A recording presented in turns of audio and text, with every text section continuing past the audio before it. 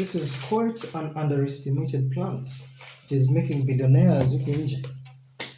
Anyway, welcome to Another News. I am Bryson Kai. Now, there's so much news but so little time, so I'll try and cover what I can. Starting with the Sirisia Member of Parliament, John Waluke, who was found guilty in a 297 million shillings maize fraud case. Now, this is a perfect blend of money heist and also the series power, which I will try to explain in a few.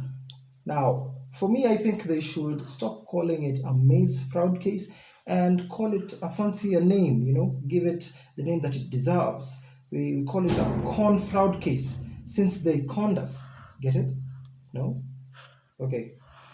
Now, this whole fracas started with the errored supplies and general contracts invoicing the NCPB for payments termed as the storage of maize in South Africa. Now, does this ring a bell? Do you remember the time that we had to import maize from Mexico?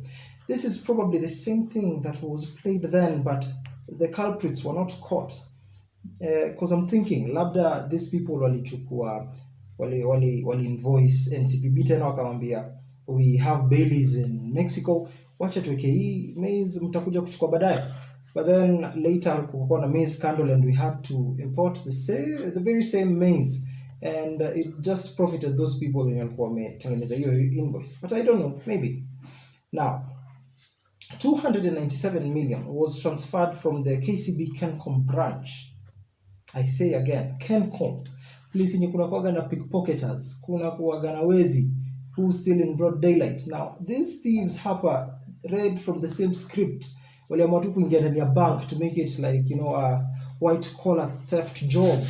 Wakaamua tume pesa to the Soita and Sahande advocates. Now, it is from Soita and Sahande advocates that the money trickles down to Nancy Baraza, who got a whopping 5 million despite her being the law. And the next person or the next institution was Ahmed Nasir and Abdul Kadir advocates, who went home with a whopping 40 million shillings or probably more. You never know. And the next person was Waluke's and Wahungu's accomplice. Now, she also bagged home quite the amount of money, a large sum of money. The next person is himself, John Waluke, who went home with a good 50 million shillings, that is probably no more. Now, Waluke is not the main culprit in the whole scandal.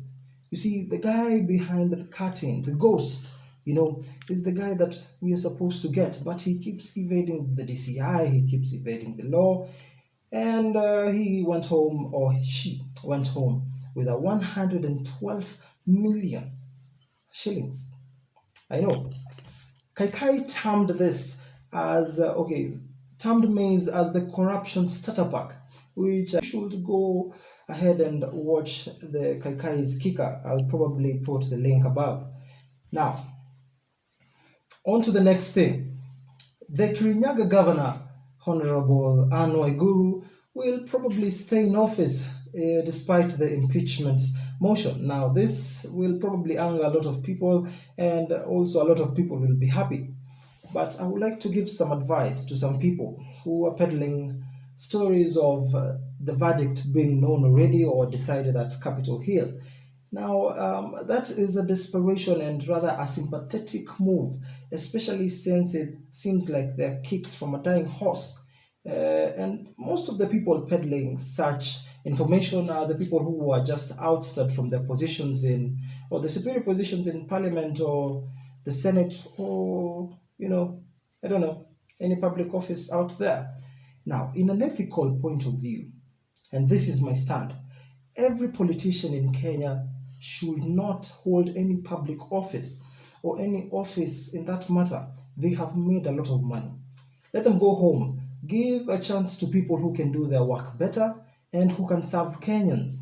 You see, most of these political leaders who are in these offices are there because of the law and mostly corruption, since at the moment I think the law is also corrupt. Now, the reason why I say this is mainly because most of these politicians have been compromised in some sort of way. So it would rather be safe if they are not in office. But then what do I know? It is what it is. Now, going on to some happier news. Liverpool were crowned the English Premier League champions yesterday night after a thrashing of Manchester City by Chelsea, a match that I watched with my small brother, and he was quite devastated, and I was quite happy since I'm a Chelsea fan. Now, I have two friends who support Liverpool, and one of them is Ludo, the other one is Musa. Now, unlike Moses, Musa actually got to the promised land since they have been waiting for 30 years or so. And yeah, it is this kind of generosity is shown by the Chelsea team that allows us to win the English Premier League consistently, unlike some other teams that I will not mention. Arsenal, Manchester. Sorry, that's it from me. It's goodbye from me, and please subscribe, don't be coy, and have a nice weekend. Goodbye.